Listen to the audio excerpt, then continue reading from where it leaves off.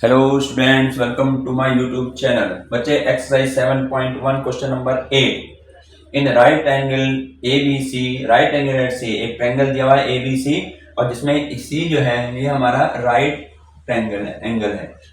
M is the mid point of hypotenuse AB, AB hypotenuse है, इसका M जो है मिड पॉइंट है। क्वेश्चन में ही तुम्हें जब तुम कॉन्ग्रुएंट दिखाने के लिए कहेगा ना तो कई चीजें तुम्हें क्वेश्चन में मिल जाती हैं, 2 पॉइंट तो कम से कम मिल जाते हैं, पर तुम्हें ध्यान रखना पड़ेगा, क्वेश्चन को समझना होगा उस बेस पे। ठीक है, एक तो उसने कह दिया राइट एंगल ट्रायंगल है और ये कह रहा है M is the mid point, M is the mid point of A B. अभी मिड पॉइंट ए बी जो होता है वो क्या होता है तो मालूम होना चाहिए कि दोनों साइड जो है आपस में इक्वल होती है। तो हम आगे कहता है कि C joint to M, C जो है एम, सी से एम को ज्वाइंट करा and produce to a point C, और इसको डी तक ले गए। सच दैट कितना ले जाना है कि D M is equal to C M, ये और दे दिया इसने कि D M is equal to C M. ठीक है ना। तो अब हमें जो प्रूव करनी है वो 2-3 बातें सोल्व करनी है। तो हम पहले फर्स्ट को लेंगे सॉल्यूशन, इसका हमारा नंबर 1 में। अब देखें triangle A M C, A M C अलग कलर से करता पता लग जाएगा। ए एम सी कहाँ है, ये रहा ए एम सी, ये पूरा, ये कॉन्ग्रुएंट दिखाना है पहले, इसका ये कॉन्ग्रुएंट किसके साथ दिखाना है, बी एम डी, इसके साथ दिखाना है ये चीज, ये जो हमें पहले कॉन्ग्रुएंट दिखाने हैं। तो क्या करेंगे, मैंने पहले बताया जो चीज हमें दे रखी है उसी से हम देखेंगे हमें क्या मिल सकता है। देखें सबसे पहला काम क्या है, सबसे इजी है, अगर सवाल समझ में आ गया। हमने कहा M is the mid point of A B, M जो है ए बी का मिड पॉइंट है, इसका मतलब ये डिस्टेंस और ये डिस्टेंस सेम है, मिड पॉइंट डी तो होता है। तो हम यहां लिखेंगे पहले हम लिखेंगे in triangle A M C and triangle B M D, इसमें ले रहे हैं। तो हमने क्या बोला, बी एम, पहले ए एम सी लिया ना, तो ए एम सी का इधर वाला, तो पहले इसकी साइड ले लो ए एम, तो मैं लिखूंगा A M is equal to किसके होगा, एम बी। देखो ऐसे पता लग जाता है, ए एम हमने ये लिया तो ये बी एम या एम बी कह लो, तो बी एम कह देते हैं, A M is equal to B M, B M. अभी क्यों है, रीजन जरूर देना है, हम यहां लिखेंगे M is the mid point, M is the mid point of A B, है ना, हाइपोटेनियस का मिड पॉइंट हमें दिया हुआ है ये, तो हमने यहां लिख दिया A M is equal to B M. और क्या दिया हुआ है, और क्या दिया हुआ है, हमने पढ़ाया ना कि इसको हमने इतना प्रोड्यूस किया कि इसके बराबर, इसका मतलब है ये भी हमें दे रखा है D M is equal to M C या सी एम। मैं इसको पहले लूंगा कि मैंने ये वाला ट्रायंगल पहले लिखा है ना ए एम सी, तो ए एम सी में मैं ये वाली साइड ले लूंगा सी एम, तो C M is equal to M D. ये चीजें यहां से जो हमने ट्रायंगल लिखे ना उससे पता लग जाता, सी एम ये रहा सी एम, एम डी ये रहा एम डी, ये इसके दो लास्ट के दो, इसके दो, और तो ये क्या हुआ, ये क्या था, हमें ये इजिकल टू ये भी हमें क्या था, इसको इतना बढ़ाना है कि ये बराबर ये हो जाए। ठीक है, ये भी हमें क्या गिवन है, ये दिया तो है, ये तो दिया रखा है ना कि हमने इसको सीएम को इतना बढ़ाया, इतना डी तक बढ़ाया कि दोनों इक्वल हो जाए, तो ये हमें दे रखा है। अब हमारे पास 2 साइडें हो गई, अब 2 साइडें होती, तीसरी साइड हमारी, देखो जब हम ये 2 ट्रायंगल ले रहे हैं, इस ट्रायंगल में तीसरी साइड तो ये होगी ना ए सी और डीबी, ये तो हमें नहीं दे रखी इक्वल है, इसका मतलब हम एंगल लेंगे। अब एंगल इस साइड इस ट्रायंगल में और इस ट्रायंगल में कोई दिखाई दे रहा है, सिंपल से है, कौन सा, ये वाला, ये वाले एंगल दिखाई दे रहे हैं दोनों जो मैं बना रहा हूं, ये ठीक है, यानी A M C, angle A M C equal to angle B M D. क्यों बराबर हुए, ये कैसे हैं, वर्टिकली, ये वर्टिकली अपोजिट एंगल, ये वर्टिकली सही से नहीं, ये है वर्टिकली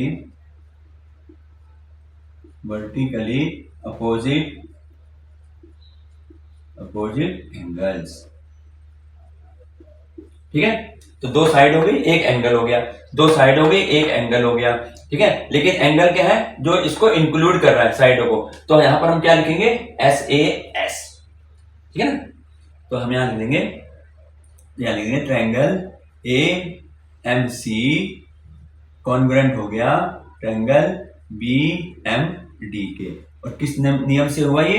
दो साइडें हैं और एक इंक्लूडेड एंगल है, तो एस ए एस कॉन्ग्रुएंट।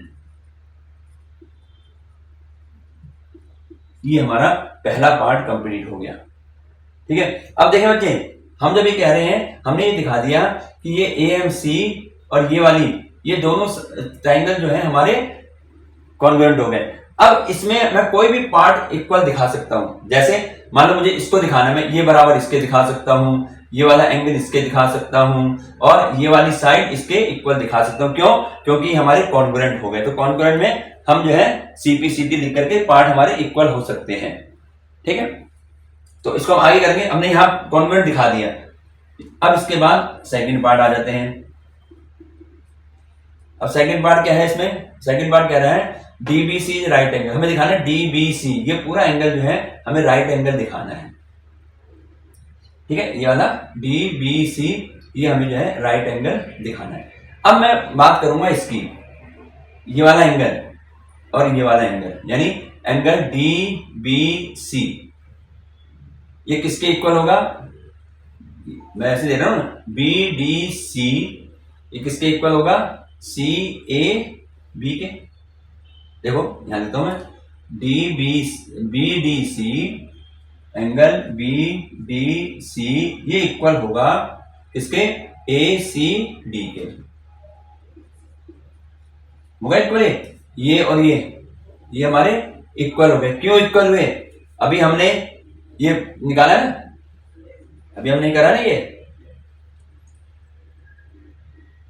हाँ, ये एंगल का निशान लगाना, ये एंगल है अभी, क्योंकि हमने अभी इन दोनों को कॉन्ग्रुएंट दिखाया और मैंने कहा कॉन्ग्रुएंट अगर दिखा रहे हैं तो उसके जो है कोरस्पोंडिंग पार्ट इक्वल होंगे। तो बी डी सी हमारा जो है ये बी डी सी, मैं इसको बी डी सी कहूंगा या बी डी एम, हमने लिखा था बी डी एम या बी एम डी, जो भी है। तो हमारे पास, हमें तो डी से मतलब है, तो डी को मैं ऐसे भी पढ़ सकता हूँ, B D C, B D M, ये भी पढ़ा जा सकता है। लेकिन क्योंकि हमें जो है पूरा लेना है, इसलिए हम पूरे ट्रायंगल में लेंगे।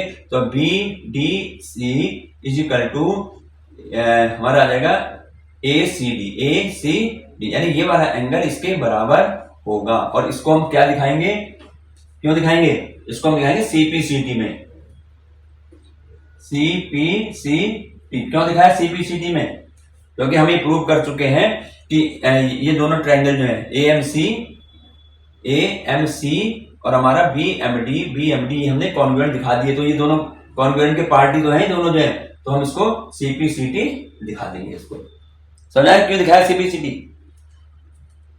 अगर यहां लिखना चाहो तो लिख सकते हैं कि ट्रायंगल, अगर इससे समझ में आ रहा है तो ये पूरा लिख सकते हैं कि triangle A M C congruent है ट्रायंगल बी एम डी के।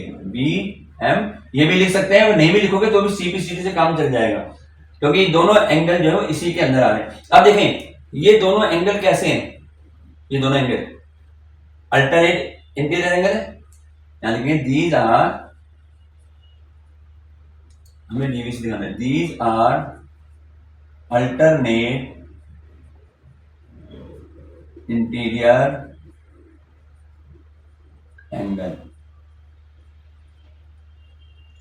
अगर दो लाइनें हम खींच रहे हैं और एक लाइन उसको कट कर रही है, और अगर उसके ये अल्टरनेट इंटीरियर एंगल इक्वल होंगे तो ये दोनों लाइनें कैसी होंगी?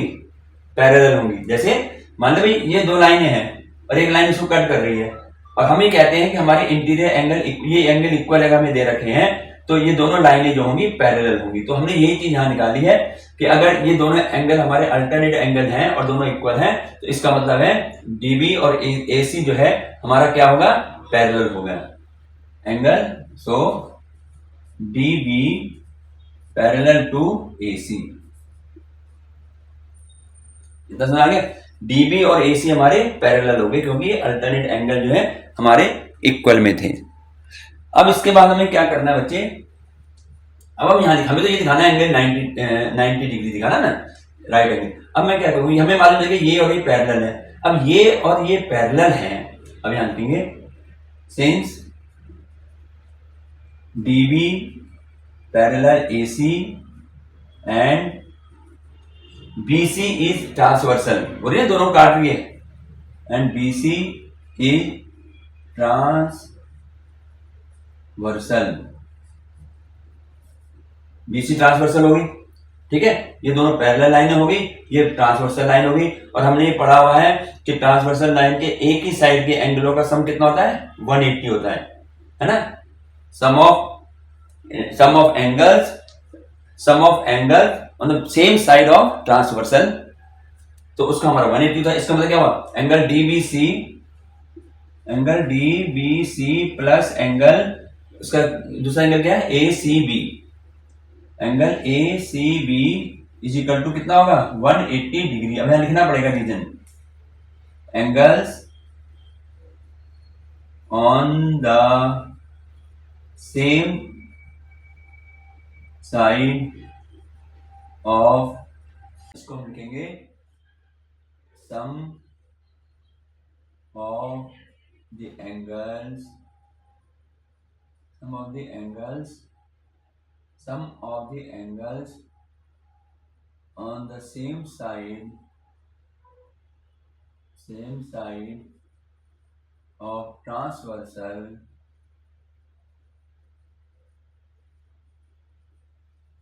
sum of the angles on the same side of transversal are 180 degree. 180 degree होता है इसका। एक ही, जैसे ये हमारा ट्रांसवर्सल लाइन होगी, ये वही पैरेलल लाइन है, तो इसके एक ही साइड में दोनों एंगल बन रही है, तो इनका सम 180 होगा। अब डीबीसी हमें फाइंड करना है, तो हम यहाँ लिखेंगे डीबीसी, तो ऐसे रहेगा एंगल डीबीसी प्लस एसीबी हमें दे रखा है, एसीबी हमें शुरू में बता दे कि राइट एंगल है ये, तो ये 90 हो गया और इज इक्वल टू 180 डिग्री। तो angle DBC is equal to 180 minus 90, angle DBC is equal to 90 degree. तो इसका सेकंड पार्ट जो है वो ये हो गया, ठीक है। सेकंड पार्ट में डीबीसी से राइट एंगल। अब इसके बाद आते हैं, इसको मिटाया तो मैं थर्ड पार्ट में। अब ध्यान रखना, हमने पहला पार्ट इसको दिखाया था कि इनको कॉन्ग्रुएंट थे। अब हम थर्ड पार्ट में आएंगे, तो थर्ड पार्ट हमारा क्या है, थर्ड पार्ट में दिखाना है डीबीसी और कॉन्ग्रुएंट एसीबी। तो हम यहाँ लिख देंगे in triangle DBC and triangle ACB, हाँ इसको कॉन्ग्रुएंट दिखाना है। अब देखिए कॉन्ग्रुएंट दिखाने के लिए ध्यान से देखो, इसमें जो है यहाँ पर अभी तो हमने दिखा दिया angle B equal to angle C, 90 degree हम दिखा चुके हैं ना। ये angle B equal to angle C, ये हमने 90 डिग्री इसको हमने दिखा दिया है ना। सॉरी, इसमें हम देखें angle B equal to angle C each 90 degree, ठीक है। पहला तो ये हो गया, बी और सी हमारे इक्वल आ गए। अब देखो, अब हम ये कह सकते हैं इसको कि DB is equal to AC, DB is equal to AC. क्यों कह सकते हैं ऐसे, हमें कह रहे हैं कि ये और ये दोनों इक्वल है। क्यों इक्वल है, क्योंकि ये दोनों जो आ रहे हैं दोनों साइडें, ये देखो इस ट्रायंगल में आ रहे हैं ना, इन दोनों में, इसमें और इसमें, और जिसको हम जो हमने पहला पार्ट में हमने ये दिखाया था ना एएमसी कॉन्ग्रुएंट। अगर अब इसमें देखो डीबी भी आ रहा है, ये रहा डीबी और ये रहा एसी, दोनों आ रहे हैं। तो जब ये कॉन्ग्रुएंट हम पहले दिखा चुके हैं इसको जो है, तो इसके हमने क्या बताया कि कॉरेस्पॉन्डिंग पार्ट इक्वल होते हैं। जैसे हमने दिखाया था कि ये एंगल इसके एंगल के इक्वल है, सीपीसीटी में दे दिया था। इसी प्रकार से हम लिख सकते हैं DB is equal to AC, DB is equal to AC. और क्या लिखेंगे इसमें, ये हमारा क्या आएगा, सीपीसीटी।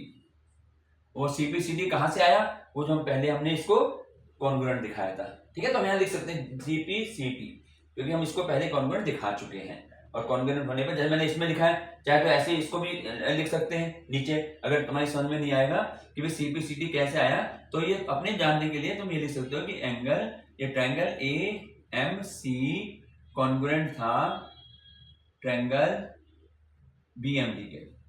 ये हमने पहला पार्ट दिखाया था ना ये, तो ये चीज हम दिखा सकते हैं इसको, अगर समझने के लिए तुम्हारे लिए, वैसे सीपीसीटी से भी काम चल जाएगा। तो एक एंगल हो गया, एक साइड होगी। अब एक चीज और चाहिए, अब देखें इसमें ये एंगल तो हो गया इसके बराबर, ये साइड हो गई इसके बराबर, ठीक है। हमें ये दोनों, अब ये एंगल तो दिया नहीं है, हमें एक साइड और लेनी पड़ेगी। वो साइड कौन सी है, BC.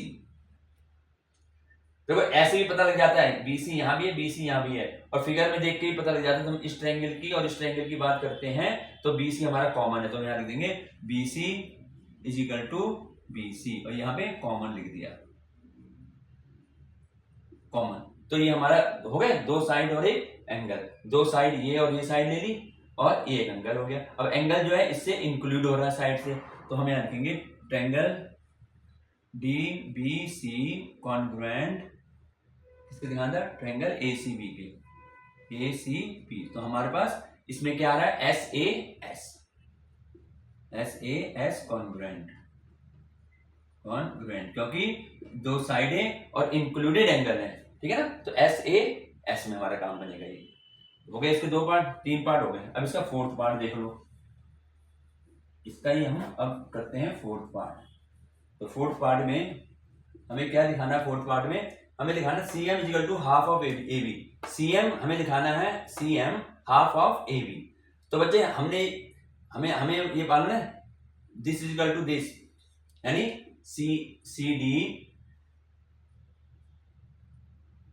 CD is equal to किसके, AB के। हमें दिखाना है ये वाला part, CM is equal to, तो यानी हमारे पास CD is equal to CA। भाई ये पूरा का पूरा अभी हमने दिखाया ना कॉन्ग्रुएंट है, तो कॉन्ग्रुएंट दिखा दिया नहीं है, तो कॉन्ग्रुएंट से हमारा ये तो बनेगा कि ये वाली साइड इसके बराबर, हम इसको क्या लिख सकते हैं यहाँ पर, CPCD, ठीक है ना। ये दोनों ट्रायंगल अभी हमने दिखाया है, ये पूरा वाला ट्रायंगल और ये पूरा ट्रायंगल जो हमारा कॉन्ग्रुएंट हो गया, तो ये इसकी साइड ये तो है, तो हम इसको CPCD लिख सकते हैं, समझ आ गया। अब CD के, ये CD जो है, CD इस पूरे को मुझे लिखना है, तो CD को मैं इसको दो पार्ट कर दूं, क्या मैं इस CD को 2CM लिख सकता हूं। CD जो है पूरा, भाई ये अलग अलग पार्ट इक्वल है ना, दोनों पार्ट इक्वल है, तो मैंने लिख दिया CM जो है इस पूरे का हाफ है, यानी ये CD जो है इस पूरे का डबल है, तो यानी CM कितना हुआ, इस पूरे का हाफ होगा CM। तो हाफ ऑफ CM, हम CD को हम लिखते हैं 2CM। CM ये जो है भाई CD पूरा है, तो CD पूरा का मतलब दोनों पार्ट इक्वल है, तो मैं इसको लिख सकता हूँ 2 of CM is equal to. अब यहां भी समझ में नहीं आ रहा तो एक और ऐसे भी कर सकते हो, CD है ना दो भागों में बढ़ रहा है, CM प्लस MD, ऐसे कर लो अगर नहीं समझ में और क्लियर कर दें, इज इक्वल टू AB तो हमें लेना ही है, तो AB को हम कुछ नहीं करेंगे। अब CM और MD ये तो हमें इक्वल दिया था ना, ये रहा DM इक्वल टू CM हम दिया रखा था, तो हम क्या करेंगे CM और DM की जगह भी CM लिख देंगे, और ये हो गया AB। तो ये हो गया 2CM इक्वल टू AB हो गया, तो CM equal to half of AB हमारा आंसर, ठीक है ना। यहां पर लिख सकते हैं क्योंकि हमें दे रखा है कि DM इक्वल टू CM दे रखा, तो हमने ये ले लिया। और यहाँ पे क्योंकि हमें CM लेना है, हमें शो करना है, तो हम DM को बदलेंगे, ठीक है, और AB ऐसे रहेगा, तो CM equal to half of AB। तो इस प्रकार से ये हमारा क्वेश्चन नंबर 8 बच्चे कंप्लीट हो गया।